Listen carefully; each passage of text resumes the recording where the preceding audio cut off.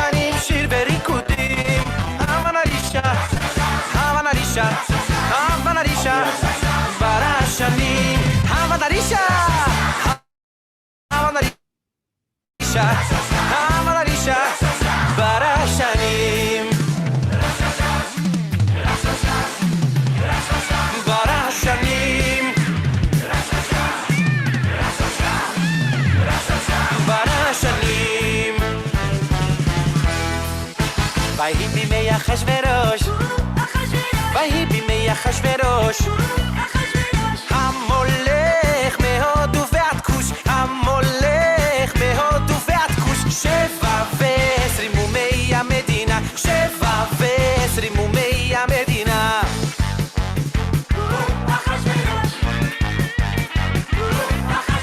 המולך מהודו ועד כוש המולך מהודו ועד כוש 27 אומי המדינה 27 אומי המדינה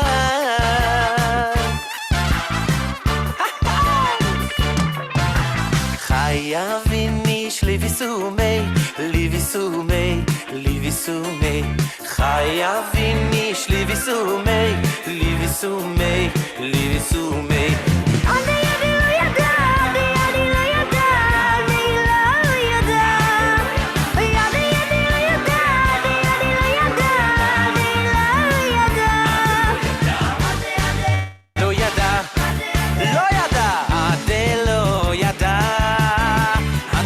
לא ידע, לא ידע על עץ גבוה על עץ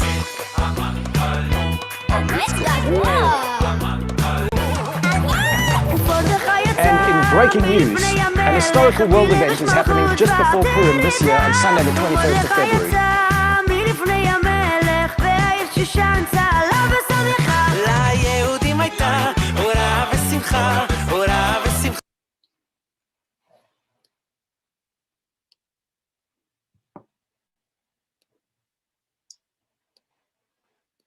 Good morning, ladies and gents. So good to see you all. Boker Tov. We're getting ready for Purim. Very exciting this week. So good to see you. That's what I could say. It's really great that we're here together, getting ready for Purim together, and I'm glad that we get to have the shir together. And I hope you were able to hear the music. I was able to hear it, but then again, it's coming from my computer, and I don't know if you guys could hear the same music I'm listening to, but it was nice to get into that Purim music spirit. Well, with Purim coming, let us get straight into the swing of it, because lots of people wonder about Purim and its customs and traditions, and it's this week. So firstly, for those from my shul listening, and all of you actually, everybody's welcome to join us. We are planning to have a drive-in Purim event. However, weather is like it is right now, where I'm seeing rain right on top of me, then we might have to move it indoors. Don't forget, our shul car park actually has carport covers, so we might still be able to do it outside. I'm just worried about the sound, that people should be able to hear the Megillah. In addition to that, I will be reading the Megillah at multiple locations throughout Johannesburg at Ranki's Lachte. Those of you who are there, I'll be reading the Megillah at Ranki's. I'll be doing the Megillah at several other places, at Melrose Manor, hopefully at Silwood, at Willowbrook, and at our shul, maybe at Chabad House. For sure, case, if you would like to have a Megillah reading, I'm limited to how many places I could do. I'm just one person, and I've been practicing and preparing to lay in the Megillah this year. Unfortunately, we don't have Bachram. We used to have Bachram here each year to help out. And the Lieberman family, Rabbi Lieberman, used to lay in it for us as well. And unfortunately, they are in the USA now, so we can't have Rabbi Lieberman's laying. So I'll be laying it myself. With that in mind, it's exciting, and it's a nice, to prepare laying of Megillah once again. I haven't done it in a number of years. So it's just wonderful that Purim is here. We're getting ready. We're very excited for it. And just to let everybody know that if you want a Megillah reading at your location, talk to me as soon as possible so we can try to schedule it in. And also this Friday, please God, we intend to send Shalach Manas gift packs to all of our wonderful seniors group. We have over 800, close to 900 people on the list. and we hope to reach each of you. So please, God, will make sure that all of you get a beautiful Shalach Manas packet, something, and you, of course, should do the same. So let's talk about the mitzvahs of Purim that are very important for many of us. Especially the young at heart here. The first thing that comes to mind when you think of Purim is what? Fancy dress? It's a day we get dressed up. One of my kids is going to be a Mr. Pringle. My daughter is going to be Mr. Pringle. And Gedalia, I don't know what Gedalia is going to be. Hutzi decided he's going to be a minion. Oh, Gedalia wants to be a MacBook. Okay? He doesn't like the way my computer runs. So he decided he'll be the MacBook this year. So, of course, we all want to get dressed up. And that Purim is the perfect time to do so. But the custom for costume on Purim, which is certainly a wonderful and famous Jewish tradition, it is not mentioned anywhere in the halacha. It's not written in Shulchan Aruch. As far as I know, it's not mentioned anywhere in halacha. It's really a post facto addition to the actual holiday of Purim. So what are the mitzvahs of Purim? What are the things you have to do on Purim? What are we supposed to do in order to celebrate Purim properly, at least according to Jewish law, besides for all the wonderful extras that we like to do, such as getting dressed up on Purim, which certainly is a wonderful thing to do, right? The Megillah, nothing about dressing like Batman or Superman or, I don't know, whatever other fancy dress you like to have.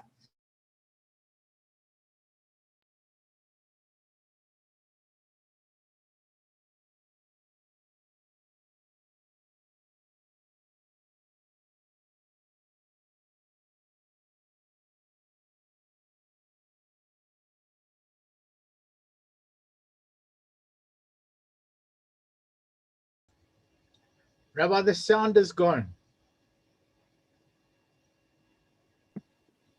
Sound gone.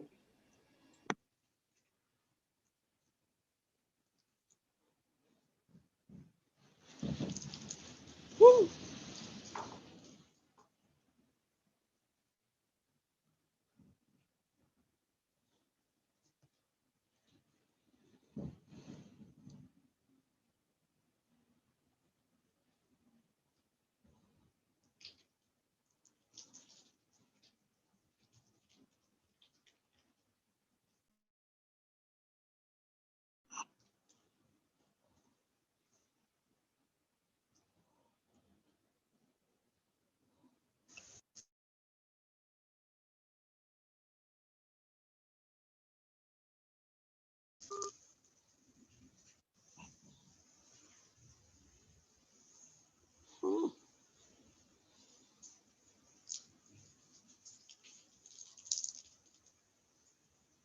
It's not my sound. Hey, it's the whole thing. Yeah. Okay, so we just wait. It's definitely everybody.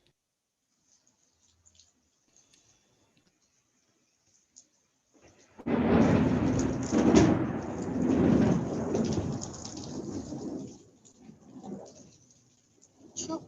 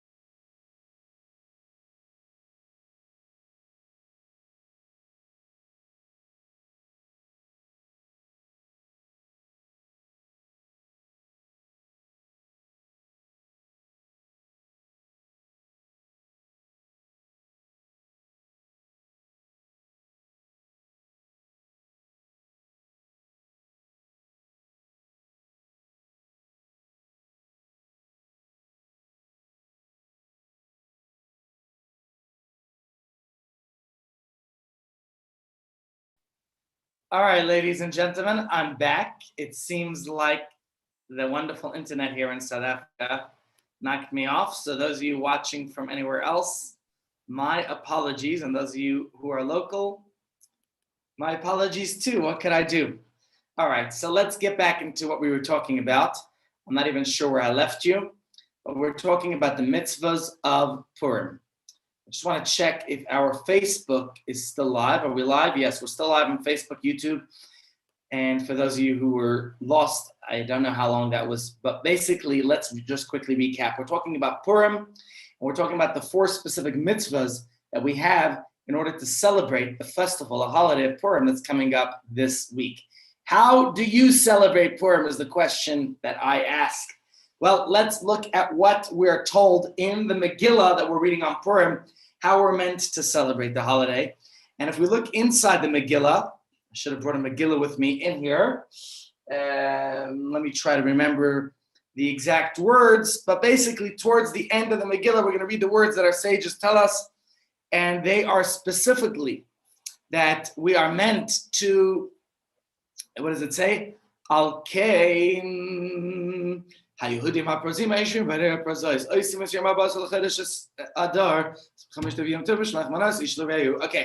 the specific things are Mishlach Manas Ish L'Re'ehu, which means send gifts to your friends for specific mitzvahs. Okay, what are they? Very, very quickly.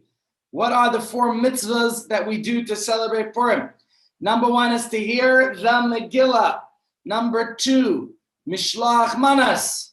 Number 3 is Mishta, a feast. So you can just give it a mnemonic of the 4 M's. Okay, you have Megillah, meal, Mishlach Manas, which is gifts to your friends, and Matanas Lavyanim, which is gifts to the poor. So that's what we do on Purim. Those are the specific items that are mentioned in the Megillah. These are the 4 things you got to do. And in fact, it's enshrined in Jewish law. It's written in Shulchan Aruch that this is what we do. This is how we celebrate Purim, that starting this Thursday evening, all the way through to Friday evening. And the specifics are given as these 4. Now, obviously, we have some extra things that we do as well, which I must remind you of. For example, we're going to read from the Torah on Friday morning. It's not ordinary that we read from the Torah on a Friday morning, but on Purim, we do read from the Torah. Why do we read from the Torah? Because it's Purim after all, right? So in honor of Purim, we're going to read from the Torah. So that's an addition. There's also in the Amidah, we're going to add the Al Hanisim prayer, which you don't say on an ordinary day. And who could tell me any other specific customs or traditions that you are familiar with that we do on Purim? Not let a fast, that's true. Or actually, no eulogies. So if God forbid there is a funeral on Purim, who's that? Mickey, you have some, Mickey? You're unmuted, Mickey. Sorry. So these are the specific commandments, are only the 4 mitzvahs of Purim that we mentioned right here. The 4 M's of Megillah, meal, Mishlach Manos, Matanas Lavyanim, to care for the poor. But beyond those, there's nothing else that's mentioned. Now, of course, even if you think of these 4 special mitzvahs, that certainly are celebratory. Okay, but let me ask you, is there anything unique or special about these 4 mitzvahs? Are they unique to Purim? I mean, don't you eat a meal every day? So this is a special meal? Aren't we meant to give charity to the poor every day? Aren't we supposed to, let's think about the Megillah. I mean, we read the Torah on every Shabbos and Yom Tov, every holiday celebrated by reading the Torah, by recalling the events that we are commemorating on that day. And which one am I missing? Giving Mishlach Manas, we are giving gifts.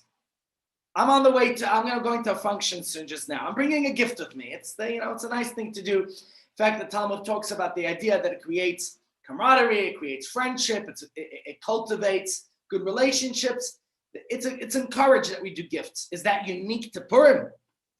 So let's try to think and understand. Even furthermore, I will tell you, if you think about every single Jewish holiday has its unique theme, okay? So, for example, let's think of what was our last holiday? Hanukkah. Hanukkah, you light the menorah, you play the dreidel, we eat latkes. It's unique to Hanukkah. Let's think Rosh Hashanah. Shofar, dip the apples in the honey, and Yom Kippur, the kittul, the fasting. Sukkot, you have the lulav, you sit in the sukkah. Pesach is coming, we have matzah. So every holiday has its unique affiliated rituals, its specific customs that make it unique. Those symbols that represent the essential aspects of the holiday. The icons, you could say, that make the holiday, that symbolize that holiday. But what about Purim? Remember the costumes and the gragger, the noisemakers, that's just a custom. The only 4 mitzvahs of Purim are these 4 that we mentioned. So they don't seem that unique. So what's the whole point of it? If we read from the Torah every Monday, Thursday, Shabbos, and Yom Tov, then I don't see what's so unique. So Purim, we're reading the story of our history of what we're celebrating on Purim. And Mishlach, Manat's food gifts, well, you always meant to have friendship and give gifts to people, as we said. It's a good and considerate and kind thing to do to create love and friendship amongst people. Unity is important. Camaraderie, it's about friendship, right? We need that. It's good to have that year round. It's not something that seems to be unique to Purim. All year we have the mitzvah, to love your fellow as yourself. And giving to the poor, I don't even have to talk about that. We know the mitzvah of charity is year-round. It's not specific to Purim per se. So then the question, of course, remains, what's so unique about Purim? What's so special with these 4 mitzvahs? Why are these 4 mitzvahs chosen as the way to celebrate Purim if they don't necessarily stand out as particularly unique? They don't seem so outstanding. In what way do these mitzvahs announce the Purim miracle? That's my question to you. We're getting ready to celebrate. We're going to have a party. We're going to dance around. Hey, right? We're going to have fun. But what has that got to do with, guys, are you getting a little dizzy yet? Come on. What has that got to do with uniquely doing with Purim? And we're going to stay here until we figure this out. All right? Stay put. We're going to analyze it. We're going to discuss it. And we're going to try to figure this out. So let's just think about it. Because if the traditions we keep on Purim aren't substantially different from anything else that we do on other holidays, as it appears, then actually, that is precisely the point. Gotcha. Let me be a little more specific. The 4 mitzvahs of Purim aren't different in kind, but they're different in the degree in which we do it. Think about it. What are the 4 mitzvahs of Purim? Okay, I'm going to go back one slide so we could remind ourselves these 4 mitzvahs. Okay, we said the 4 M's, all right? So let's think about it. Mikra Megillah, reading the Megillah on Purim. What's so unique about that? Who just left us? Hey, someone just left the Zoom room. Big trouble. Yes, of course we read the Torah all the time.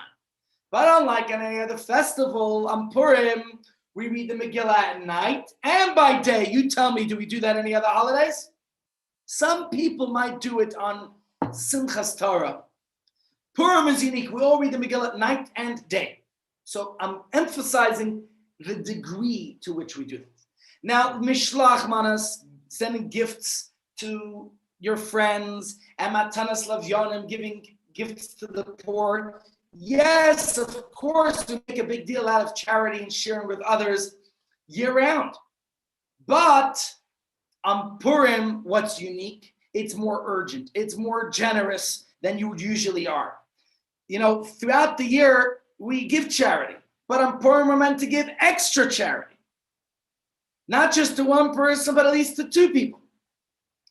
Mishlach manas, on a regular day, you want to give a gift. If it's a special occasion, you want to create friendship, wonderful. On Purim, you're meant to give to enhance the friendship with people, with our friends.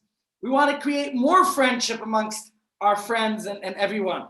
There's a more urgency, there's an emphasis on the immediacy that we're meant to give food, to give gifts, to create camaraderie, friendship. So it's not something like you want to do it optional. On Purim, it's a commandment to do so. On Purim, we're encouraged to be more generous. The Gemara says, "Kol haposhet yad nosten lo." Don't ask questions. Somebody extends their hand, give to them. Give charity. Year round, you want to be more discretionary. You want to decide if you're giving or not. Okay, you could consider if it's a worthy cause. On Purim, we don't discriminate. We just give to anyone who asks, anyone who stretches out their hand.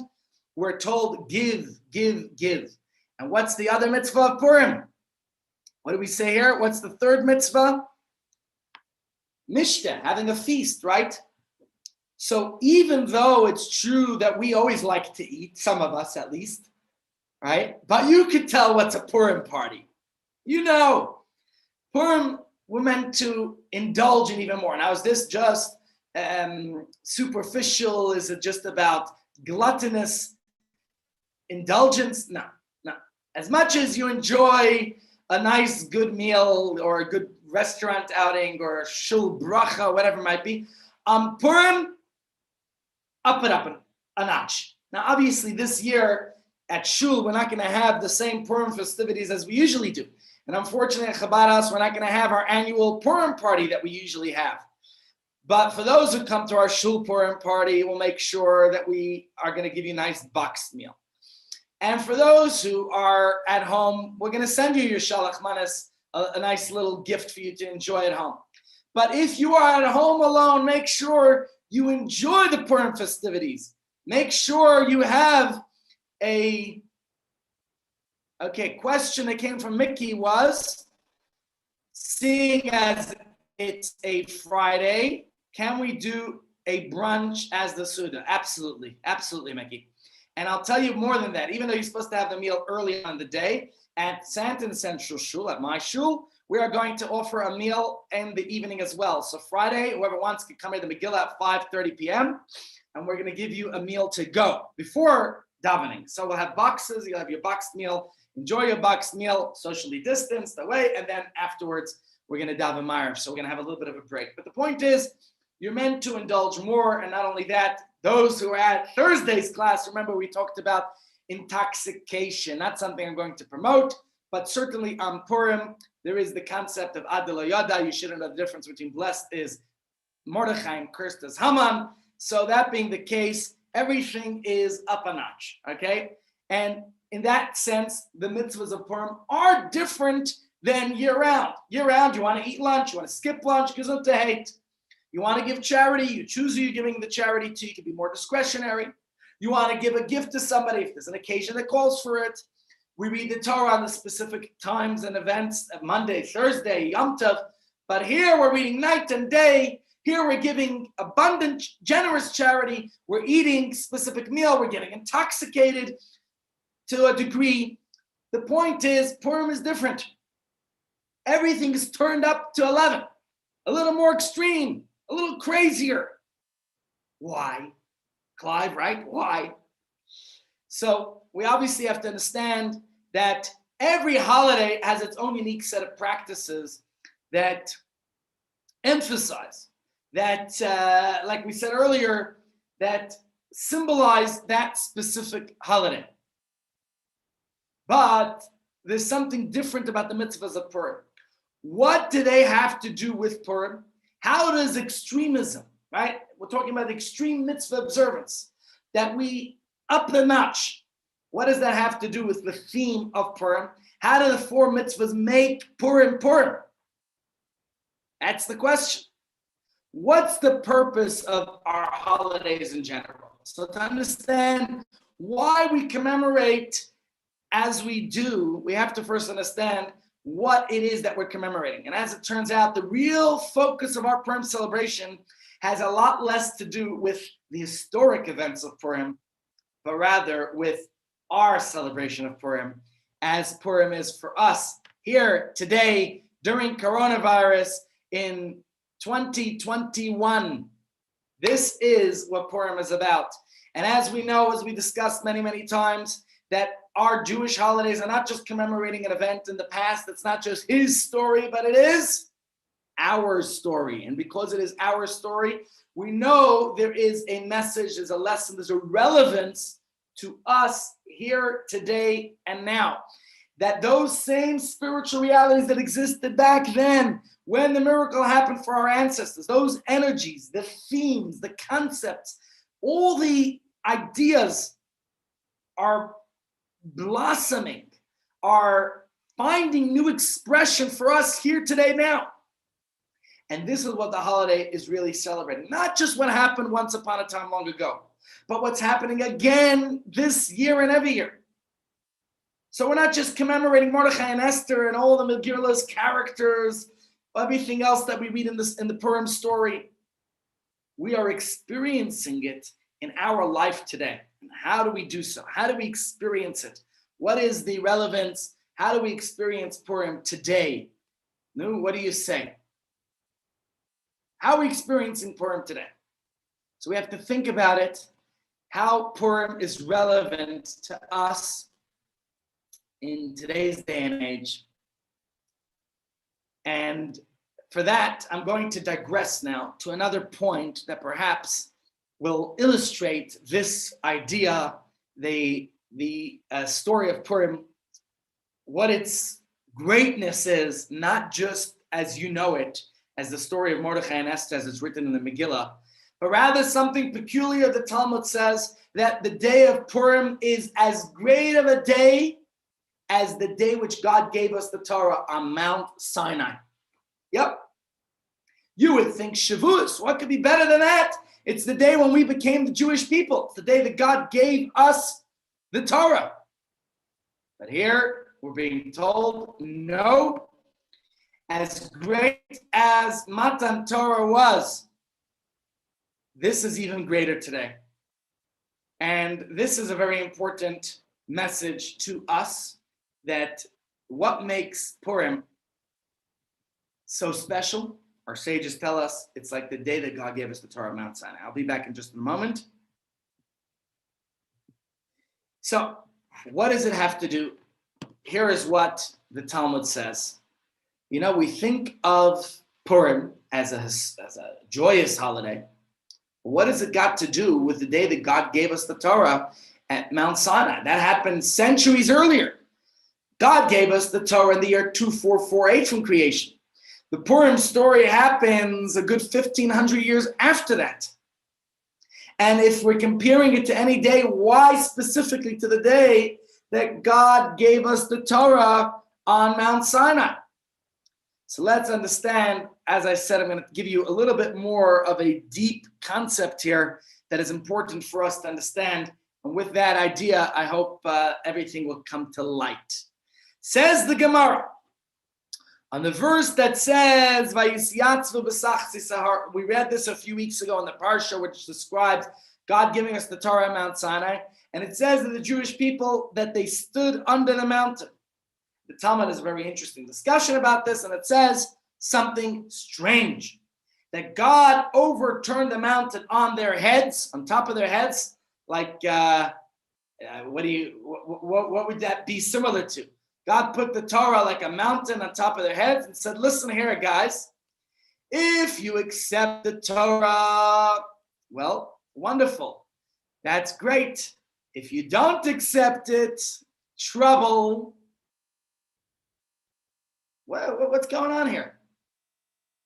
This is coercion. If you don't accept the Torah, what's happening?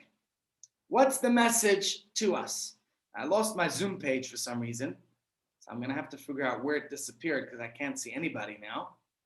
And that's strange. What's my computer doing? It's just closed out my Zoom. So I can't see any of you, but I see that my camera is still on. I guess that's a good sign that the camera is still on, but I would love to see you.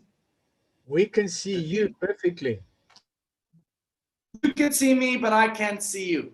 But what's worse yet is that I can't see my slides, so I can't show them to you. Okay, I'll just keep going and you'll tell me if you can't see me, because I don't want to waste the sheer now trying to figure out where I disappeared, why my screen. So let me go back to the Gemara, and the Gemara tells us that God overturned the mountain on them and said, if you accept the Torah, all is well. And if not, you'll be buried right here. What on earth is going on? That sounds like coercion, doesn't it? Sounds like God just put imagine a bride and groom getting married, and he says to her, listen, either you marry me or I drop this mountain on you. I drop imagine, a proposal underneath an elevator shaft. Either you marry me or I stick you under, or I drop the lift on you. What's going on? What kind of coercion is that God saying, you accept the Torah or that's it?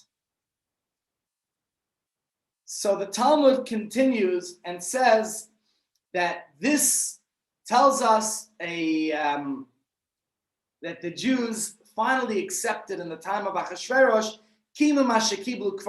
that we finally confirmed and took upon ourselves what we had accepted at Mount Sinai. What does that mean? So let's focus on what the Talmud is telling us here. Talmud understands that what does it mean that they stood under the mountain? It was,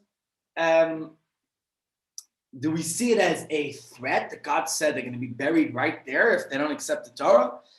That sounds like a mobster's proposition, or worse yet. How does this make any sense? Why would God, so to say, threaten? And even if that's not the case, why would the Medrash try to come up with this kind of a story? Like the God needs to twist our arm to accept the Torah. Think about after the plagues and the Exodus and the splitting of the sea and everything all the wonders and miracles that we encountered. Of course we would accept the Torah. Didn't we say Nasa v'nishma? This is something that the Talmud says that actually that's exactly it. How could you say no after you experienced that? So they weren't necessarily accepting it by their own persuasion, by their own, everything they experienced, just, of course we'll accept it, Almighty God, no doubt. So everything that happened, we'll accept it. God, you say so, we're in.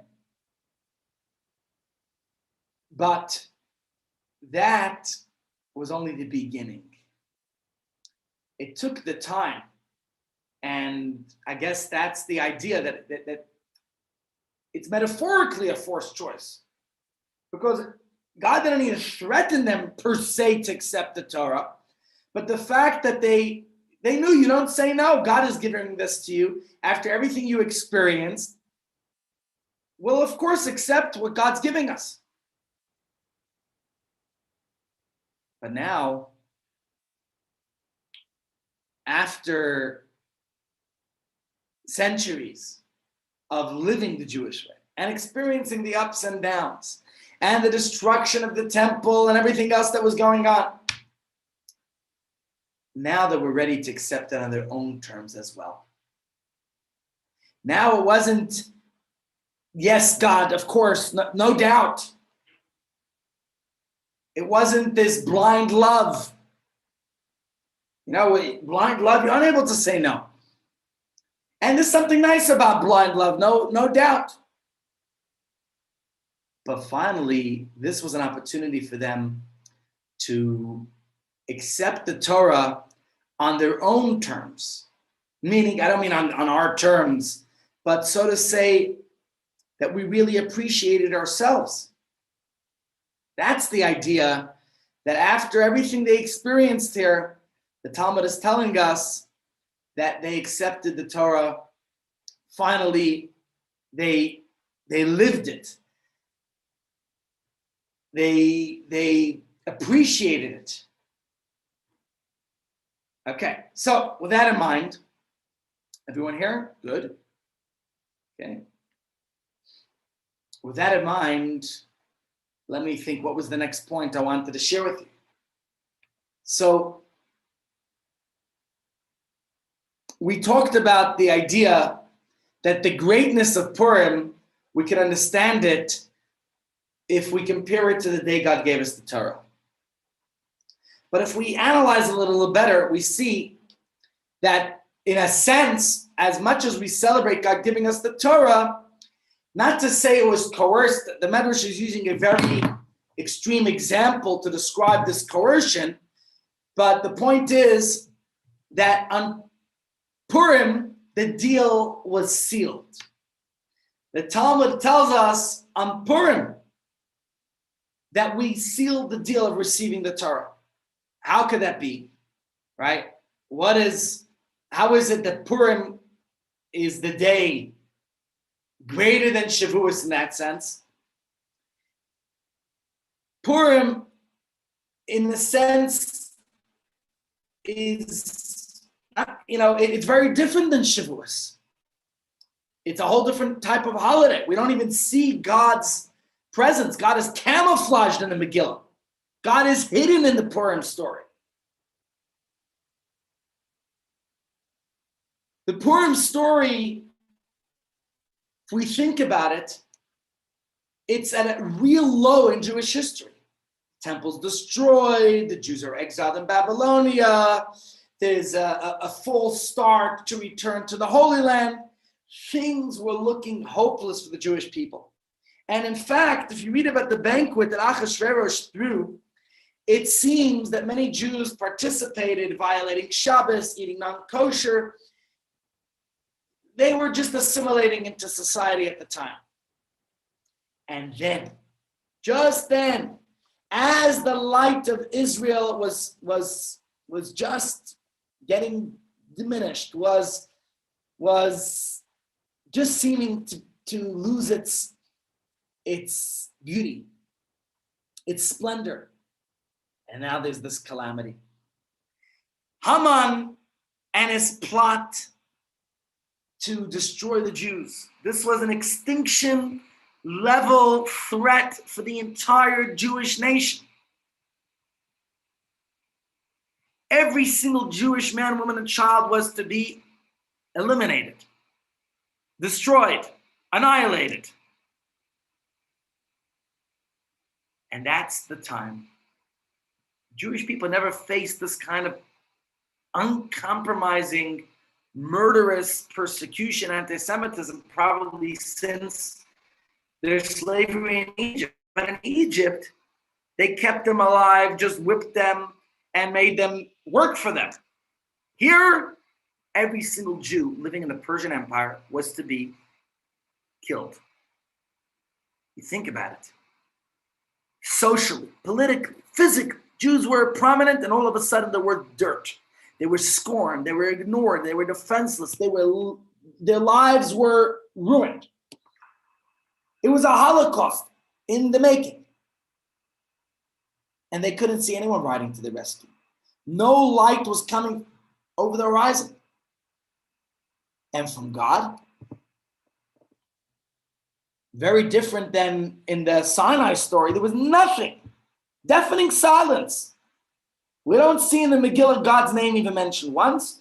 It just seems like naturally the turn of events wasn't looking good. And the face of all this, who wants to be Jewish? Haman didn't develop his biological conception of his Nazi years. He wanted to kill the people who acted and identified as Jews. So considering the Nazis, Yimach Shemam, their plan was all Jews. even if you were a quarter Jewish, the Nazis wanted you killed. It's unbelievable what we experienced, so to say, in our lifetime or in our parents' lifetime. But here, Haman was only killing people who identified as Jewish. So considering the catastrophic risks and the invisible rewards, why would anybody remain loyal to Judaism and Jewish traditions? What would you do in such a climate? Would you still wear yarmulke in the street? Would you go to shul on Shabbos? Would you send your kids to a Jewish school? The Jews of Persia would have to be mad to try to remain committed, dedicated, openly Jewish in the face of such a situation. If there was ever a time to jump the Jewish ship, this was it. That's it. Go. Who needs it? Why would you remain committed at this time? But the thing is, that's not what happened. We know the story of Purim works out very different. And that's what we have to try to understand here. We're going to get a deeper understanding of what the message is. Purim, at the darkest moment in Jewish history, stands very differently than the time that God gave us the Torah at Mount Sinai. Because back then they had every reason to leave Judaism in the Purim story. They had no reason to stay. You're facing extinction. But stay they did.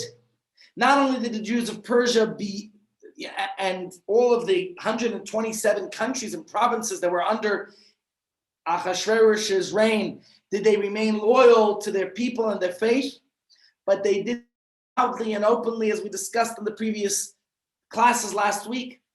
Mordechai, the Talmud tells us, even made public gatherings for prayer and study, defying Haman's plan, Haman's scheme. So what we see here is that despite, in defiance of all the expectations that one should just abandon and jump ship, that's when they showed their commitment to Judaism. Not when they were leaving, when God gave them the Torah at Mount Sinai. At Sinai, it was hard to say that the Jews really chose God and the Torah. It was imposed upon them. Not necessarily literally with God overturning the mountain, but like Sleeping Beauty. They had no say in the matter. You experience all that God has done for you. Somebody does you all these favors, you're going to say no. God performed all the wonders and miracles. They were going to not accept the Torah. But at Purim, it was all them. The choice to stick with Judaism came entirely from within, from the depths of the Jewish soul. That is what's so unique about Purim. It was at that moment in history that the Jewish people discovered something about themselves. Until then, being Jewish seemed like something they'd never really chosen. God chose them. They never made it their own. The Torah was a system of laws and morality, our history. But now they realized that being a Jew was something of choice. It didn't come from elsewhere. It came from themselves. There were no external factors. It wasn't popular or fun to be Jewish at that stage. So this wasn't the Sinai experience. This was the real deal in a sense. This was something they were choosing for themselves because they really wanted it. Why? This was the real test of commitment. How else can anyone explain why you would remain through thick and thin and remain Jewish in a time when it wasn't popular, in a time when you were threatened with extinction? Clearly something else is going on. They realized that this was who they really were and what they really wanted. The connection with God was much deeper than what they had imagined, and this was a demonstration of that real commitment. And so if Shavuos marks the day that the Torah was given, Yeah, God gave us the Torah then, but it was in a sense quite passive. Purim is the day that we accepted. It was an active acceptance of the Torah. We realized that we never really were coerced in the first place. It's something we wanted to do. This is who we really are. That, I think, is a very important message of what Judaism is, how we celebrate Purim. And each year on Purim, we tap into that energy again. We realize this is who we are. This is who we want to be. I think that's a very, very important message to all of us today. So, at the beginning of today's shiur, we were discussing the purpose, why these 4 specific mitzvahs.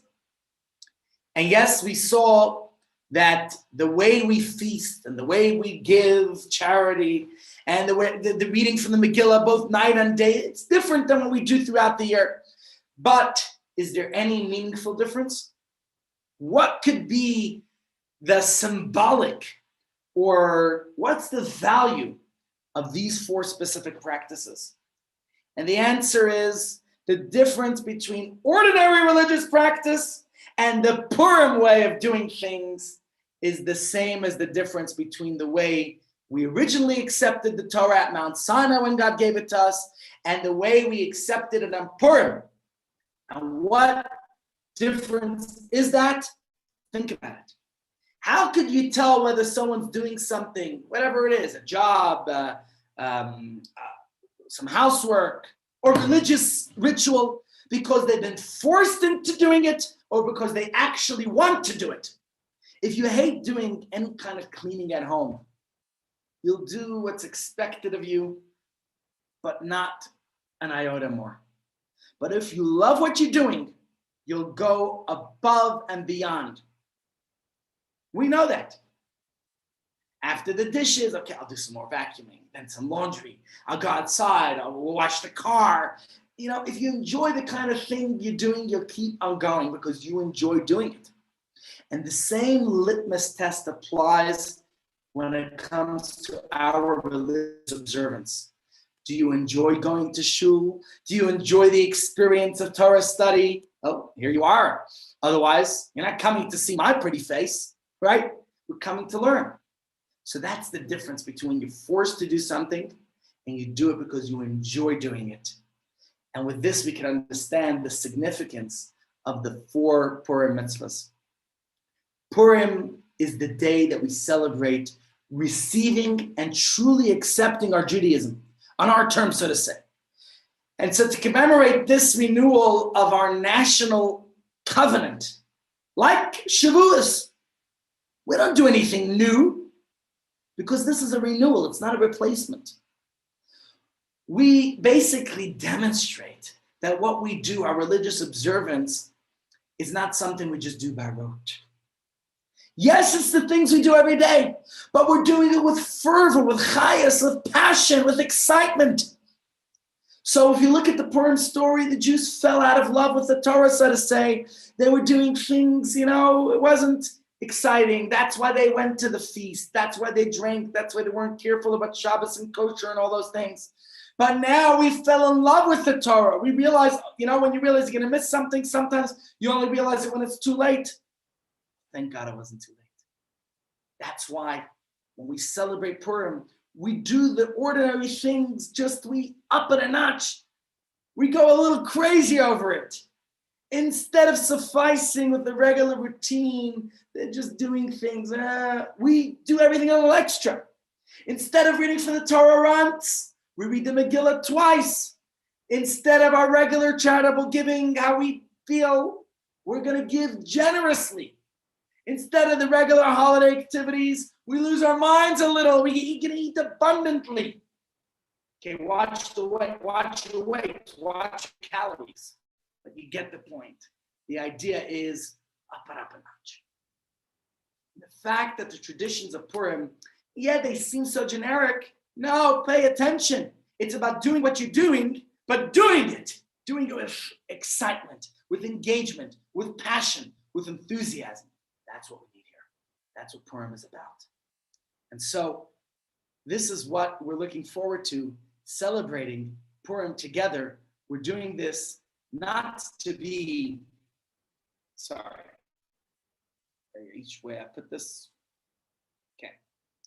The point is that we're going above and beyond, not out of the coercion way as it appears, but rather we're going to do this because we want to do it. We're going to do it to experience, with passion, with love, instead of doing it in a way that seems like we're just doing it by rote. And with that in mind, my friends, I just want to share with you one other point that comes to mind.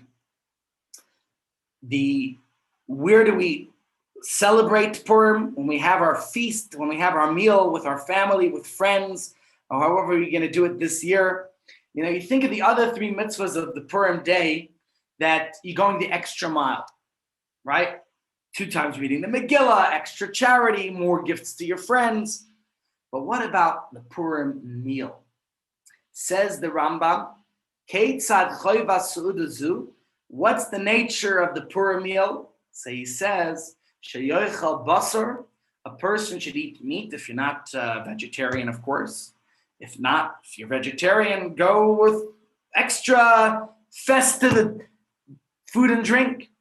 And the Rambam says you should have a attractive meal. We eat with our eyes, what we like, what looks attractive to us. And you should drink wine to intoxication, as we discussed last week. Now, again, does that sound like eat, drink, and be merry? Get so drunk that you pass out? Is that what halacha seems to be promoting? And in a sense, you could say yes. Just as the Purim feast is unlike your regular meal. It's not your run-of-the-mill just party. Upping it up a notch, what does it mean? The point of Purim isn't just having more food, but rather it has to be an expression of our Jewish identity. When religion and our relationship with God begins to get stagnant, it just seems like, okay, another mitzvah, another thing I got to do. That's when things just aren't exciting anymore. Instead, we shake things up completely. We shatter the old, stale, and stifling frame of just perfunctory observance. We reach deep within to find our core Jewish identity and then throw ourselves heart and soul with enthusiasm, with excitement, even with intoxication. But this isn't the Torah and the mitzvahs like we never knew it before. Like we said, it's a reacceptance. We fall in love with God as never before, and we demonstrate it. So why with food and drink? Food and drink demonstrates life, right? You need food and drink to sustain yourself. So first, we're reaching out to others, right? We go outside ourselves and we give charity more than we're accustomed to. We give gifts to connect with our friends. But remember, we also want to go back to ourselves. We need food and drink to take care of ourselves, to sustain ourselves. Purim is the day that we have to remember that we own our Judaism. It isn't about just guilt, that who's giving you the guilt, or what other people think. It's something from deep within us. It's a core part of ourselves. And so we go into the physical activity that a person does, that a person needs to survive. You need food, you need drink. Well, just do it. Do it with passion. Do it with excitement.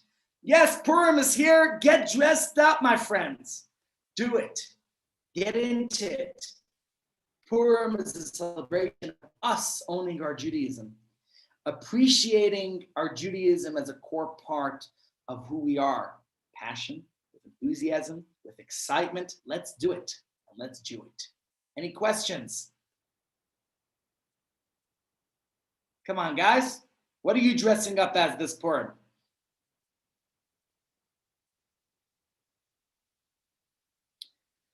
All right. If it's quiet. Oh, Leonie, yes. Yeah, I'm fine, thank you. How are you? Thank God, great. I missed because I have my exercise class, And Nina says if you send the link, then she can record it for me on a Monday. All the classes are recorded and are available on Facebook. So I can't find him in Facebook.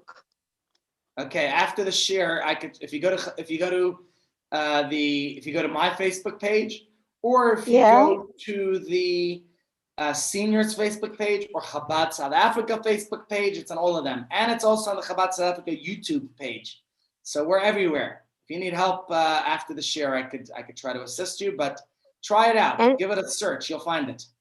And must I go to YouTube? No, try Facebook. I think it's easier on Facebook. Okay. Thank you. I'll try. Thank you. It's a pleasure. Lester, what do you say? You're muted. I have nothing to say. It's good. I'm gearing up for Purim. I'm slowly revving my motor. I'm getting there. Good.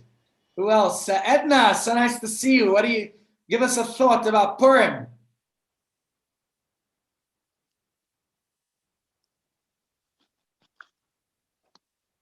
We can't hear you, Edna. I can't see her. Can you hear me now? Now we can hear you, Edna. Yes. Thank you very much. Thank you. It's a pleasure. So good to see everyone. Purim, to me, Purim is proof of God's care. And seeing it even when we don't see God's hand clearly in it.